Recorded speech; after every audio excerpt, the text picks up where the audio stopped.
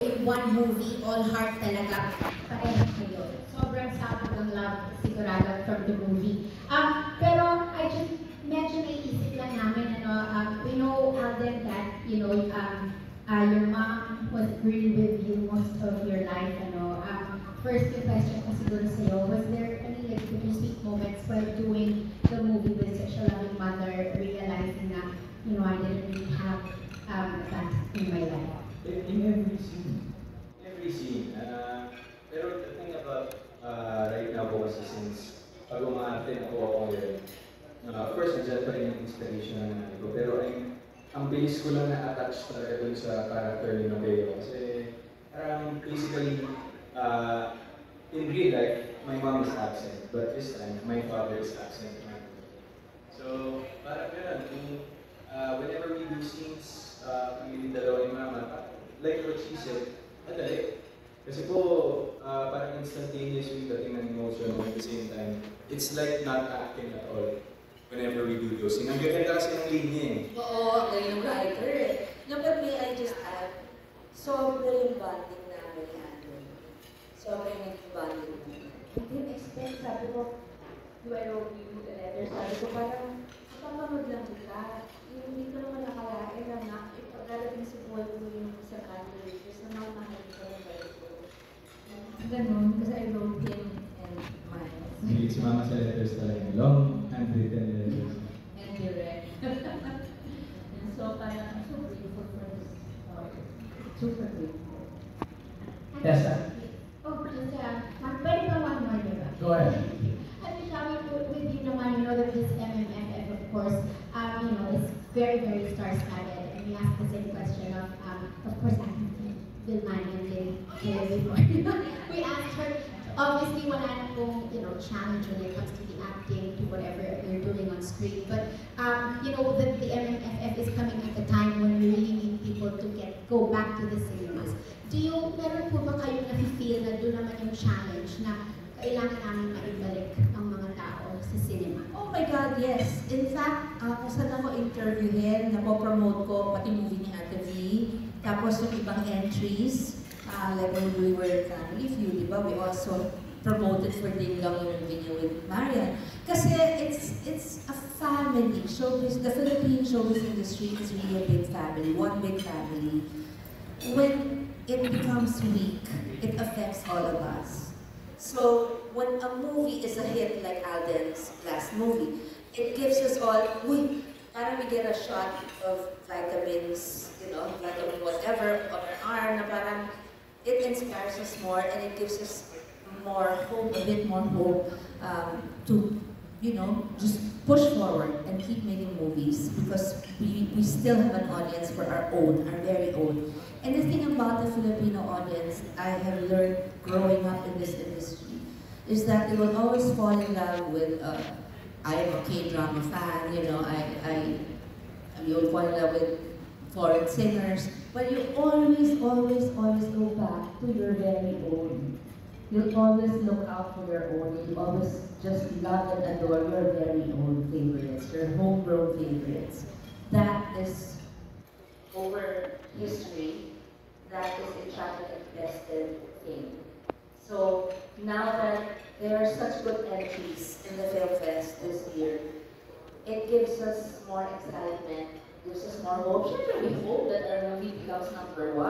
But I mean, who's gonna get hurt if Atavi's movie becomes #1?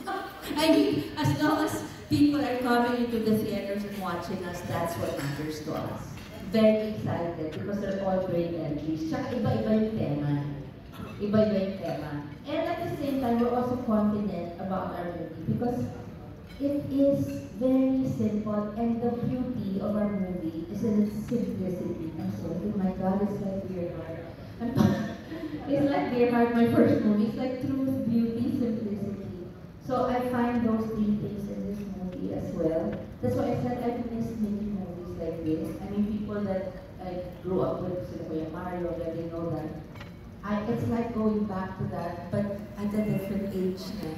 So I'm very excited for it. I am so in love with this project. And just a bit of trivia. It fell on our laps. We we were focused, Alden was focused on other movies, Miles had other projects, Jackie, I'm sure Tita Mel also did. And it just came, bloop, out of the blue. There's an offer for you from Sina ko. Okay, what's the background? They did Family Matters. Oh, great. The director's Niyang. I've never worked with the director, but Family Matters, okay. That's a good movie. And okay, blah, blah, blah. And what is that? Alden Richards and the script was by Tita Mel. For me, that was no question.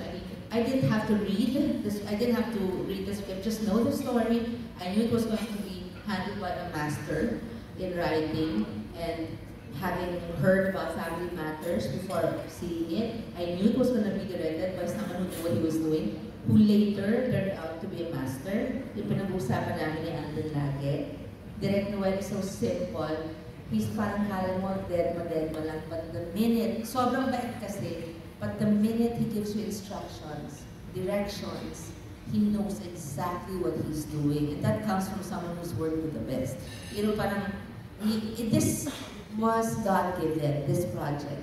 It just fell on our laps. And I think it's because it's the right time for this kind of a movie, for the Filipino movie-going audience to watch. I think at this period in our lives, it's about time for a movie like this. Like Family Matters, but may I say better?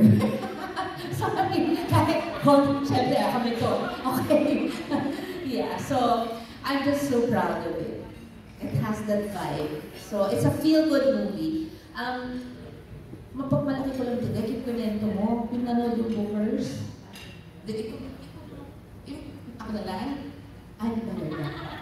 O basta yung mga nakanood, kahit lalaki, pumapalakpak at umiiyak. Kasi it's a kind of movie na you're smiling, tapos magugulat ka kasi tumutuloy yung hindi mo alam ba. And then you go out, it's a feel-good movie. And parang after you watch, you're going to visit your mom or your dad. Alright. Yes, so thank you very much. Corgi, yes, our next question from Alan Policarpio of Inquirer. Alan. Hi, good evening po. First question po for Miss Sharon. So yung character niyo po dito is very attached to his son. And then parang medyo nalungkot siya kasi he has to go away. Kayo po ba as a mom, parang do you also dread the time that your children will have their own lives? I've been through this twice already. I have 2 more to go. Miel is leaving next year. When I brought Casey to Paris in 2003. And then I brought Frankie to New York in 2019. Buti na lang siya had a gap year kasi COVID happened. So we sent her back home. And then now she's there. When she graduates, Miel naman kasi ito gap year after high school. So she's still in that gap year. Siya naman yung maalis. So parang, wow, thank you. Lahat kayo hindi ako. And then, so I will have Miguel left. And Miguel is now 14. I have more years. And he's leaving. So talagang darating sa point na, when Casey parang I realized that na. Parang after college, your children talaga, from college pa lang, and after, will leave you. They will live their own lives. And since I was also like that, it happened to me, it happened to my brothers. I'm sure my parents went through a lot of emotions I have had to feel also, that I went through also. Ano na yun, you're kind of thinking you're prepared, but every time, now sa Frankie pa lang kasi yung labas-pasok, uwi pag may bakasyon ka. Tuwing naalis siya, parang dinudurog pa rin yung puso ko. So, she's graduating next year. Thank you, Lord. And then when Miel goes, it will be the same. Because the point of it all is, may kulang na kasama mo at lumabas na yun. So when that happens, it's heartbreaking. It's heart-wrenching for a mother. But, like I said, nung nag-18 si Casey, there are 2 gifts you give to your children. I don't know where I read this, but I said, first you give them roots, and then you give them wings. And when you give them wings, you don't pull them back. No, you just keep on reminding, little by little. And then you just have to trust in the way you raise them.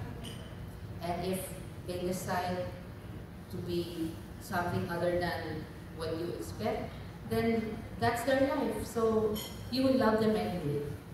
So, basta I'm prepared for that, but I already know I'm going to cry and cry. Parang another master